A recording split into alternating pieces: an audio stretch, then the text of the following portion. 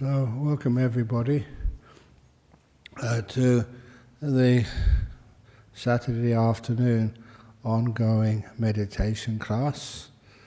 At the same time, there will be a beginner's meditation class being held in the room to my right. That's as you come in past the reception area. That's also the room to your right as you come in here. And that is being taken by who?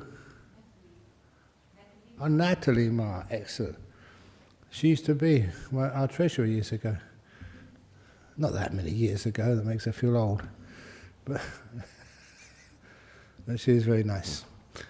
And the next thing is to remind you that this meditation class going on for, usually goes on for an hour and a quarter, but it has to be shortened a little bit this time because we're having our annual general meeting after this. So we have to finish at 4? 4, okay. 4 o'clock. However, if you get into a deep jhana, don't matter, carry on sitting here. You don't have to walk out. We'll get a couple of people to lift you up and take you outside. That's only a joke. Don't get afraid. So anyhow, for this meditation class, it's something which, we have so many different types of meditation, but basically they're all the same. What meditation is, as you heard me do many times, how to keep the water still. Meditation, stillness is called samatha. How you keep the water still is to put it down. It's to let it go, renounce, relax, and it becomes still all by itself. And that's what we call our meditation. Sometimes people say, oh, that's just samatha meditation. What about the insight? And the insight can be understood by once something is still, it makes a perfect reflection of whatever's outside of it. And it's also, you can see deeply into it. If there's any agitation of the water, then the image becomes distorted. So our job, if you want to meditate properly and get deep understanding of all sorts of things, you have to learn how to keep this perfectly still. And there's many ways of doing that, but the stillness of the mind, that is a sign that you're doing the meditation correctly. Often say, the more still you are, the more insights you have. The more insights you have, the easier it is to be still. So what's the difference between samatha vipassana? What many people feel are the two main types of meditation, there is no difference. That's even what Ajahn Chah would say again and again and again and again. He would always call the hand. That's the front of the hand, that's the back of the hand. You can't have a front of the hand without a back of the hand. You can't have samatha without vipassana. And the more still you are, the more insights. The more insights, the more still. They always go together. And so here we are calming our mind down to get more understanding of it. And sometimes here we just teach the ordinary meditation. Sometimes I think we should, for some of you, teach even deeper types of meditation because it happens sometimes. Your mind becomes so settled, so still, it can see deeply into the nature of things. And it can do things like, okay, here we go. One of the things which I did years ago was just sitting down, getting very peaceful towards the end of the meditation, ask myself, what is my earliest memory? If you want to know what your earliest memory is, sometimes it's from when you were very young, a baby, maybe in your mum's womb or something. And you can recall that. Don't be afraid. Be sort of courageous in understanding the truth of things. That's why a lot of people, they realize understanding truth is so important. They're willing to sacrifice many things. But, when it's actually truth, one of the things I can guarantee, the truths which you see in deep meditation are always very positive and wonderful and beautiful. And so that's one of the reasons why, if you trust me, allow your mind to go deep inside of itself and find out what's going on. But more than that, the path to these deep meditations, to great awarenesses, is always a very beautiful path. It's not a path of torture or endurance. It's more the opposite, the path of enjoying the blisses of the mind. As you enjoy that more and more, it's easy to be still inside. The reason is, you've got two ways of focusing on an object. One is through force, you do it, and that's really tiring, and often it's counterproductive. The other way is when you start to meditate, you look inside, it becomes very peaceful, very beautiful being in this moment. And when it's very beautiful being in this moment, just right here, right now, what happens is you get a lot of joy, a lot of even bliss eventually. When that starts to happen, you don't need to force your attention on an object. The object pulls you in. It's, what the Buddha kept on saying, as the mind leaps onto the object. It's just you can't resist it, because it's so gorgeous and beautiful inside of you. You're having a blissful experience. And that's sometimes I feel a bit guilty that I don't teach more deeply, here, about how to get those peaceful, beautiful states of mind inside. They're there, they're possible. But one of the other things which I let people know of, the easiest way to get inside of those deep meditations is not for you to do it, but for you to let it happen. Allow it to happen, you to get out of the way. And I often say, and a couple of people have reminded me of this recently, you have to disappear. Like the person you think you are just kind of vanishes. And as these bliss states take over, it's totally safe. Beautiful experiences, even though people have fear about some of these experiences, you don't need to have fear at all. They're gorgeous, beautiful experiences. And if you have any problem with those experiences, I'm the guy to come and see. Because I remember just saying this recently, actually about 10 minutes ago. There was this one woman in Penang many, many years ago, and she was referred to me when I was visiting her teaching a retreat by some of her friends. Can you please spend a few minutes trying to help this lady? I didn't really need to help her, because I just needed to listen. When I started to listen to her, she talked about this experience, and she'd been to a doctor, a psychologist, psychiatrist, no one understood what she experienced. When she started talking to me, it was really clear straight away that what she experienced was a jhana, the first jhana. And I added a few more details of what she would have felt. And it was a lovely experience because she kept saying, yes, yes, yes. At last somebody knows what I experienced. And she could feel that I understood. And then afterwards, there was no problem anymore. And I say this also because, I lost contact with her for a few years, COVID time.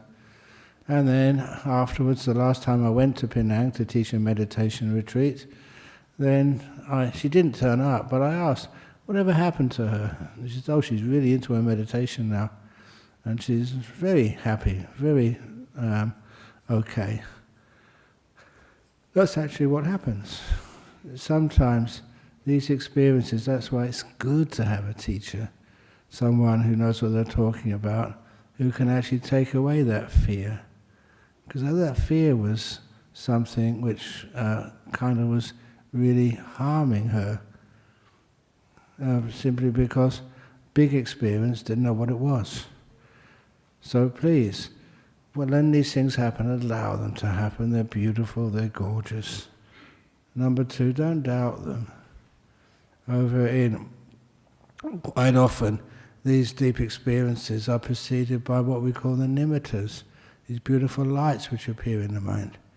And if these beautiful lights do appear in the mind, again, let them happen. Again, they're beautiful, they're gorgeous. But even those, then that's like, what it actually is an image of your mind, of that sixth sense. It's just the best simile. It's just, you're looking at your face in the mirror, but it's not your physical face, it's, your mind. Everybody will experience a nimitta eventually, and that's that light which appears after you die. And you go up to that light, and you merge into it, and it's blissful, it's beautiful. The best way to get into that light is for you, who you think you are, the controller, to disappear. And it becomes fabulous, marvelous. And I must admit that my first meditation teacher, that's what he taught us. He said, we're teaching you how to make your mind so peaceful that these beautiful lights, and then after them, these deep meditations called the jhanas just appear naturally. No need to be afraid. Just let it happen. And it's a really good teaching. And this is actually why in this meditation we start with things like relaxing the body and getting the body to feel really good. I don't know if that happens to you, but on even Friday I changed the meditation slightly. Instead of actually scanning through the body, I started scanning and just got to my feet. And then the feet, you could relax them and continue to relax them, deeper and deeper and deeper, until the feet felt really, really beautiful and delightful. I never went any further. Stayed there, the whole foot becomes so relaxed and so peaceful, and also delightful. There's a pleasure which you can see there, and from that pleasure, just staying with that, that was powerful enough. It's kind of just outshone all the other feelings in the body, so my body relaxed naturally, all at once. So you can go from there into what we call these nimittas, beautiful states of mind. What's happening is the five sense world, including physical touch, is calming down, and the sixth sense, the mind, is taking over. It's becoming strong.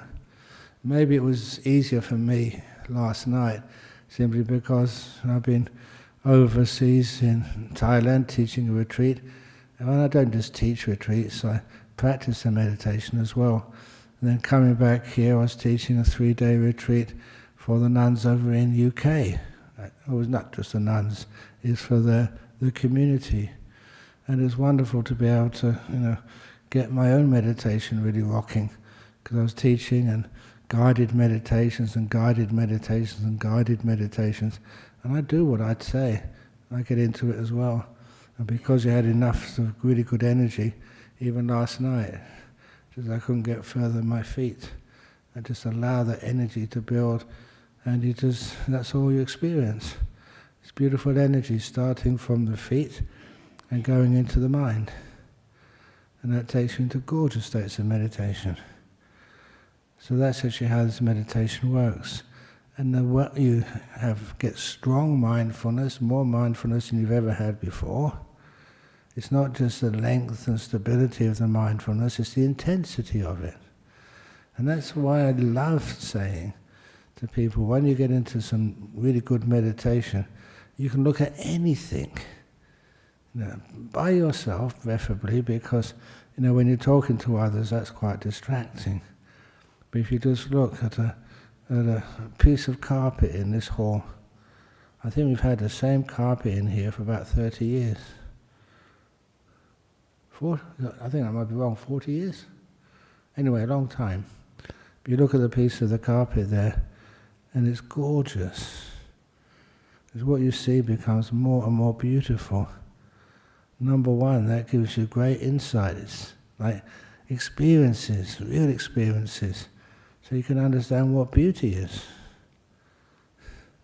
I remember one of our members, he was working over in Europe, in CERN.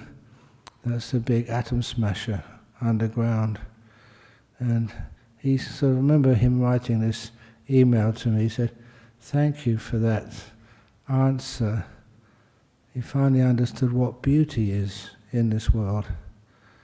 When you have strong mindfulness, everything you look at looks gorgeous. Why? It's what beauty is what the mind invests into the object it's looking at. Imagine that ability, which is a natural ability, starts to come from within you. And then you do something like watching the breath. Just watching the breath come in, go. It looks beautiful. There's no problem with watching the breath. It's like watching, I don't know, like watching a sunset, or watching like the Milky Way at night, all those incredible stars in a really clear sky. And basically it satisfies you. And that is an insight into what beauty is.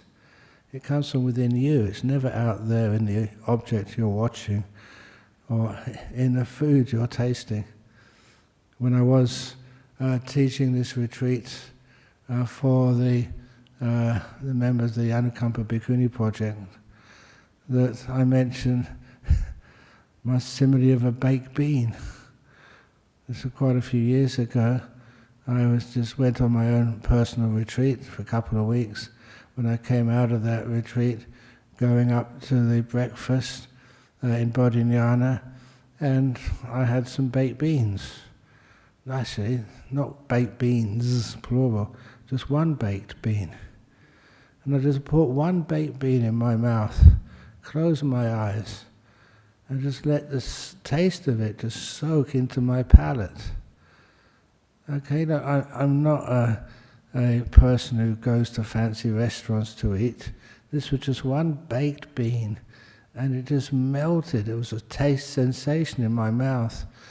The tomato sauce on the outside of the baked bean was not too sharp, not too sweet. It had this amazing flavor, and I was just enjoying that for minutes, literally minutes, before I decided to crush the bean. It's just a single bean, and its texture was not hard or soft. It was just right, so I could just slowly crush that bean and allow that bean to become a paste in my palate, which again tasted so delicious. I think I took about 5 minutes to eat one baked bean. Am I going crazy? It's not craziness, it's just what happens when the meditation really takes off. You can see so much beauty, so much taste, so much your feelings in your body get enhanced, and your power to soften, relax, to give energy to any part of the body. And it becomes something you can practice and it's real. So these are some weird things which happen in meditation, but nothing to worry about, but something so beautiful and so helpful for you in your health and in your life. So you don't have to be concerned over so many health problems you have. So that's what happens in these meditations. And please excuse me for speaking too much, but I really get into this. So anyway, let's stop now, and we can do, starting with a guided meditation, until 10 to. Because then 10 to I want to have an opportunity for some questions before we have to finish at 4 o'clock sharp. So right now, those of you who want to experience your body, feel it, be sensitive to it, and adjust it.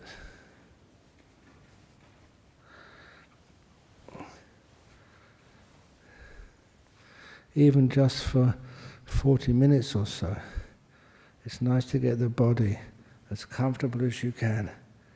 It makes life easy for you during this meditation.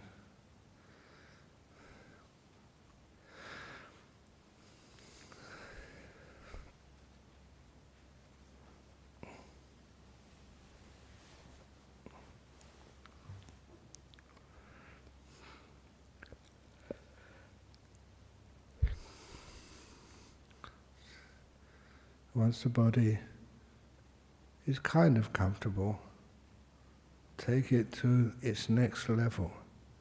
Get deeply comfortable. That's when I would start doing a body contemplation. Right now I don't feel the need to do too much body contemplation or body mindfulness, but at least I'm going to be aware of my legs. Again, last night I just went too deep, too fast maybe for some of you. Just being aware of the feet. I'll just be the whole legs, from toes to the top of the thighs. How are they positioned? If you're on a chair, please move the feet forward or tuck them in a bit more. Move them apart. Put them close together. For you, today, what is the most comfortable position?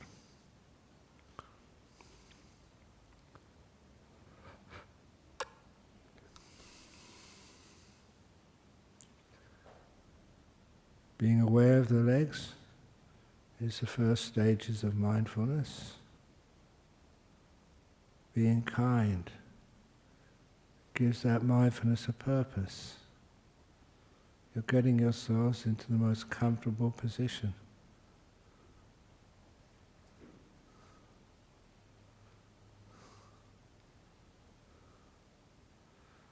And then, how about your butt? Squashed on a chair. How does that feel? I can feel the pressure on the muscles of my bottom, pressed against the cushion. I've been doing this such a long time now. I know all I need to do is to make that feeling what I call even. The pressure spread out. And I noticed after a minute or 2 minutes, that feeling in the butt will totally disappear. Keeping a feeling constant, not changing. The brain turns off. It's comfortable, it can't improve it, it leaves it alone. And that feeling just is not there anymore in a minute or so. And then I go up to my waist. My waist, up my body. I do like going inside, up my digestive tract, up the different organs in my back, and even up the spine. As I go, I relax everything as I go up. I know it's relaxing because I'm mindful. Done it many times, I know when I can feel my back and it's tense. I know it when it's relaxed and loose, where it's comfortable. As I go up inside, I go up my bowels and intestines, you can feel if there's anything which I've eaten which I shouldn't have. If there's any strain, any tightness, inflammation anywhere. I can see that myself. So what mindfulness does is become incredibly sensitive, aware of the feelings in your own body.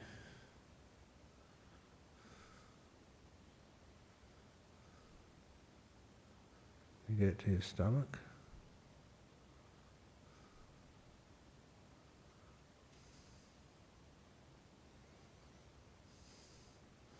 Up to your lungs.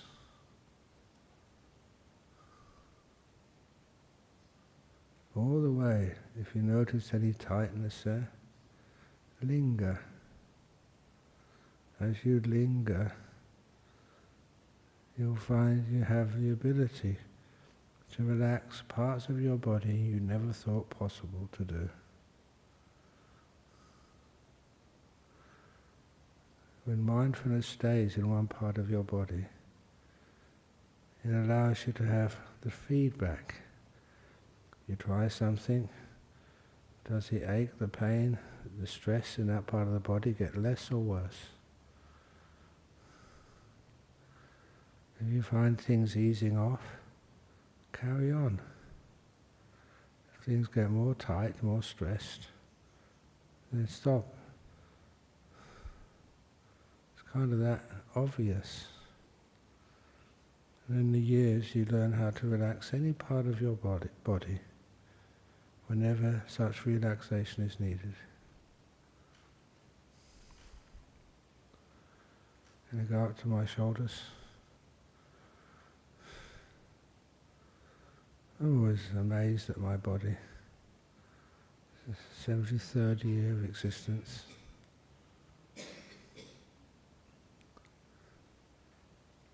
And today my shoulders are usually tense. Today they feel really loose.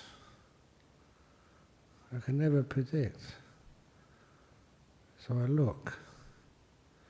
Because they're relaxed, I can just leave them. They're comfortable. I go down my arms to my hands.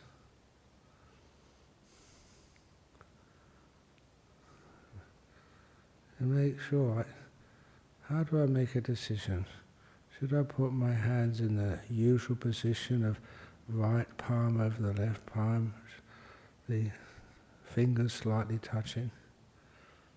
Or should I leave them as they are? And this is common in meditation.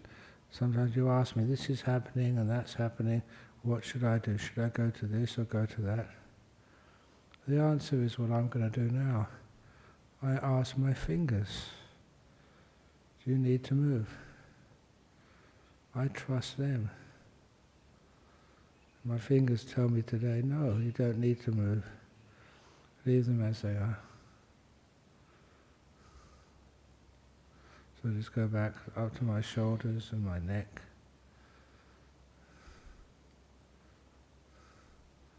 If I think I need to move, I will. But today it feels great. So I like doing this little exercise, experiencing the feelings in the muscles around my eyes, my nose, my mouth. If you want to extend the area, fine. What I do, I can pick up that some of those muscles are a bit tense, only slightly, but enough for me to be aware of those muscles and imagine them relaxing. Imagine those muscles which were stretched, letting both ends of that muscle relax, release.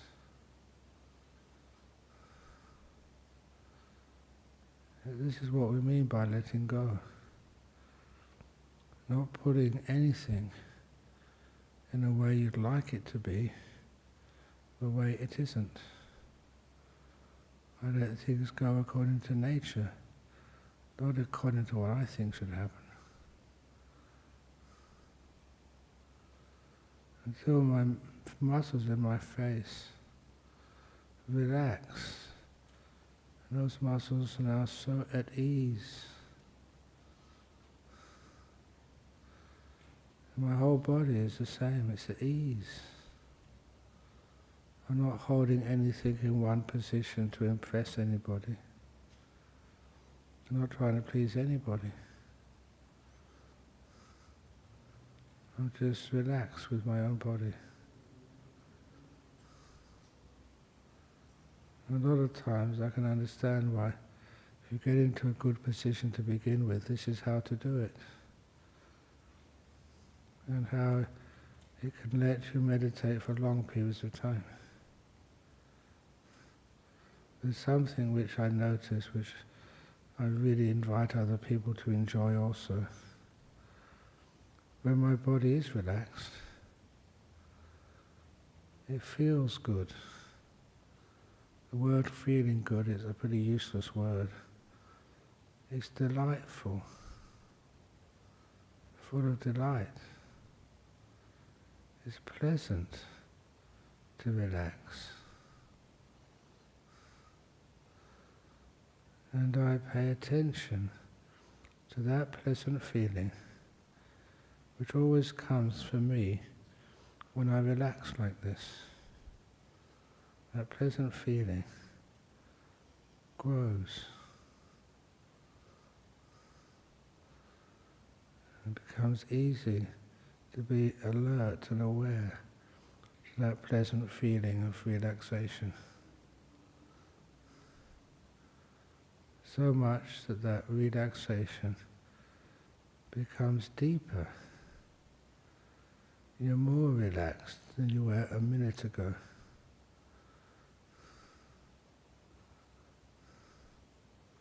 When you do meditation properly, there are many milestones of deeper and more pleasant abidings. And I notice them. Just the body being at ease feels great. I'm being totally honest with you. So I stay in that pleasure of relaxation for a minute or two. Sometimes longer, but mostly just a couple of minutes. And if I'm doing this properly, the relaxation goes deeper.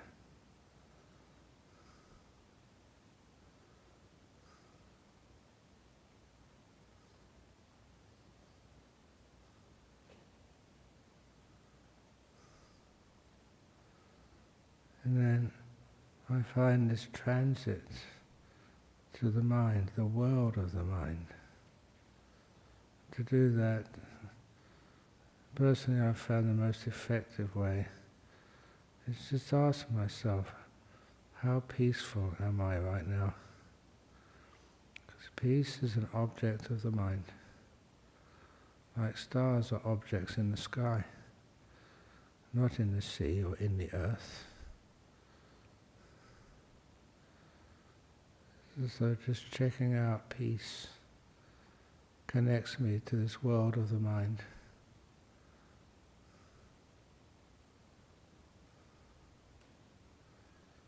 And just like that peace, you can notice it. You find how it gets more stable and more intense in the experience of peace. You're more peaceful than peace.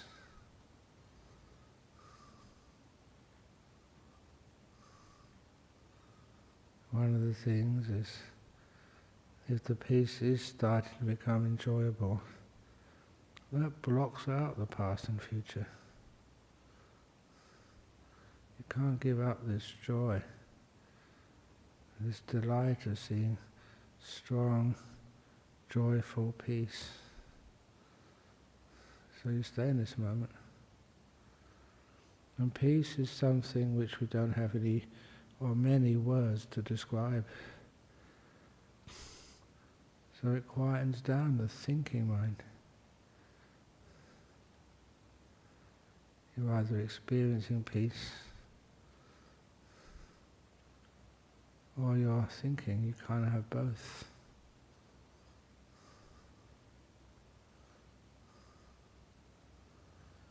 And from there, often the breath will come to you, but it won't come in a particular place in your body. You're not watching the body, you're watching breath. Does not matter where it's located. You're just watching breath, that's all. Keep it as simple as possible.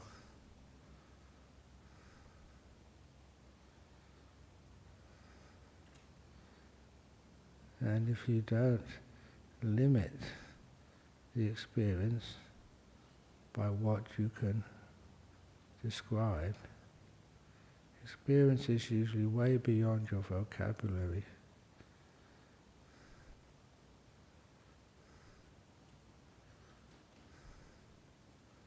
To let the feeling of peace dominate, the delightful experience of it.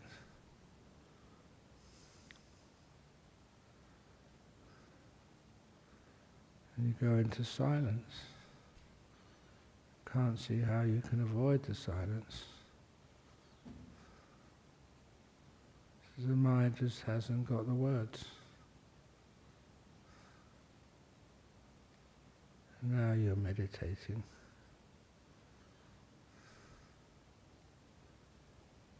And I say that sometimes you become aware of what appears like lights in the mind, like someone is shining a flashlight in your direction.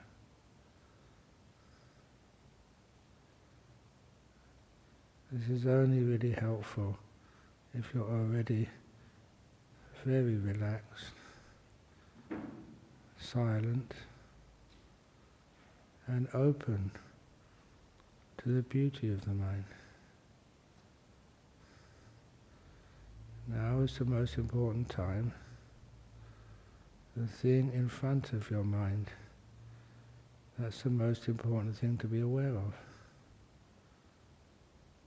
And your attitude, the most important thing to do, is just to be kind, to care. That's all the instructions you need. Find out what those three things really mean, and you'll bliss out in the meditation, and maybe see these beautiful nimitta lights. I'm going to be quiet now.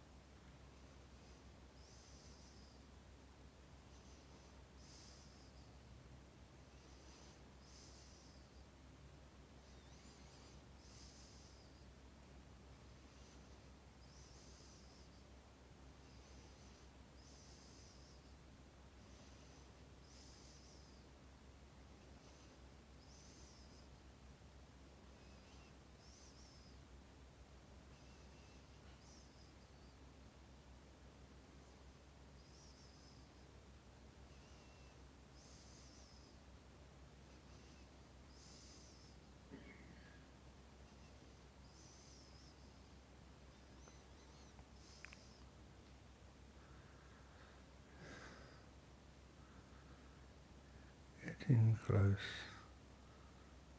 to the end of this meditation.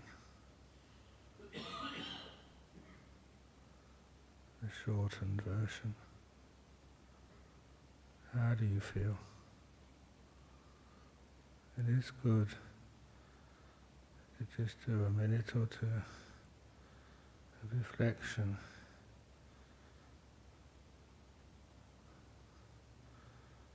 How has this meditation worked for you? How do you feel?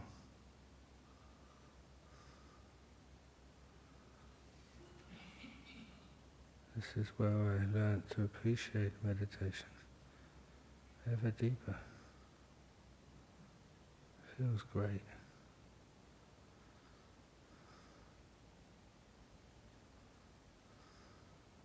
How does your body feel?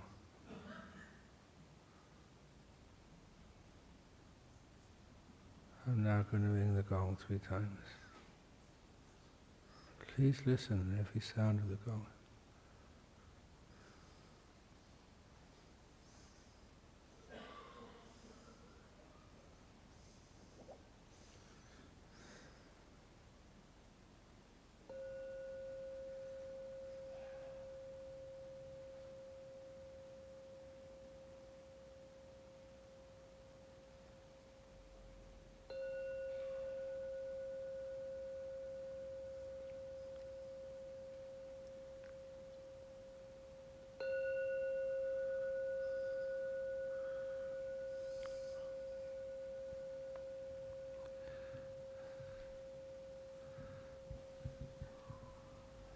Great. Now there's an opportunity for 1 or 2 questions, not the normal lengthy questions. Let's see what they got from overseas. And then when it gets to 4 o'clock, we all have to leave.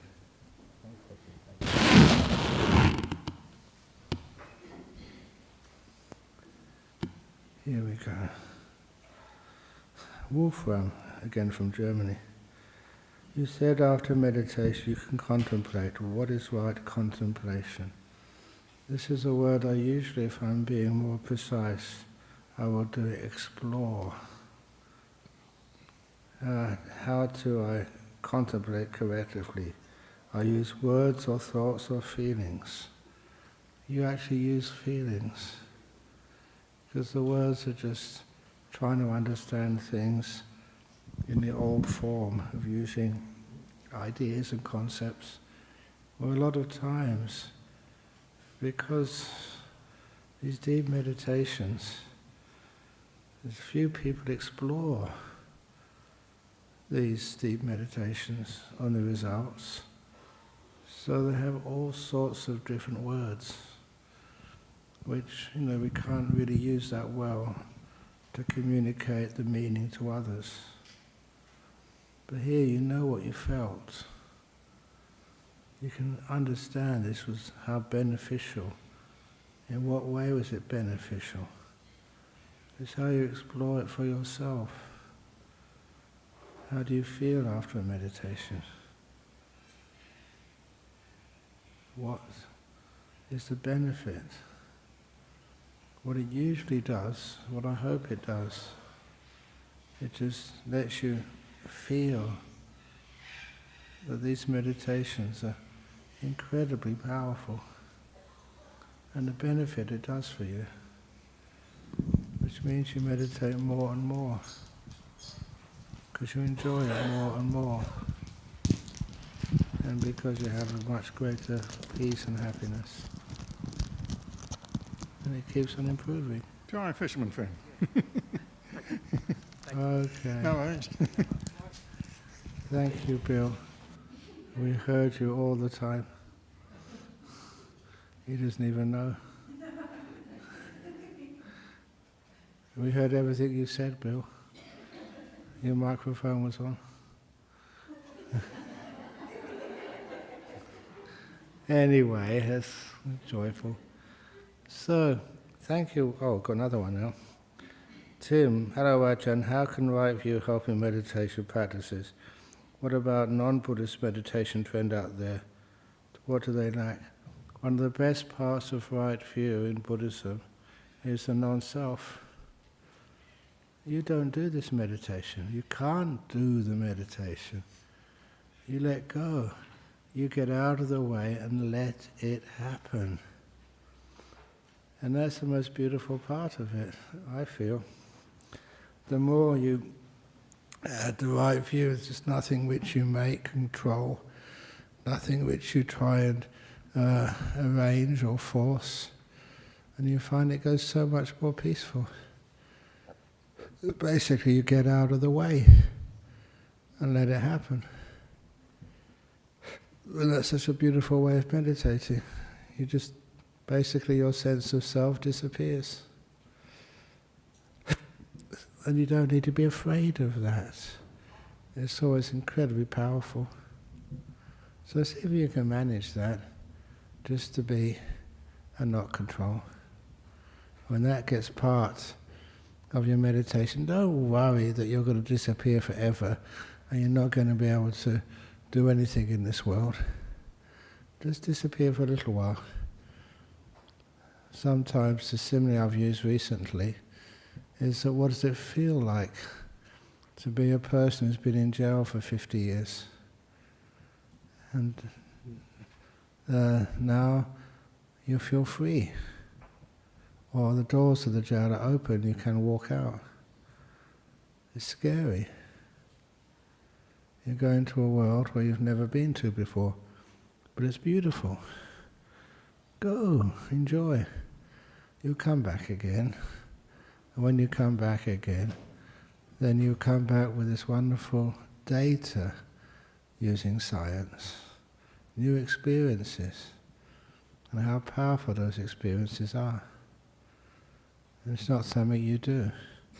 It's what happens when you get out of the way. I tell these little one-liners to relax to the max. And that's what you're doing. Sometimes people feel these are just funny sayings. They're not. You really relax more than you've ever relaxed before, body and mind. It's beautiful. And that's what I'd like each one of you to feel. Okay, so any question from the floor? People here?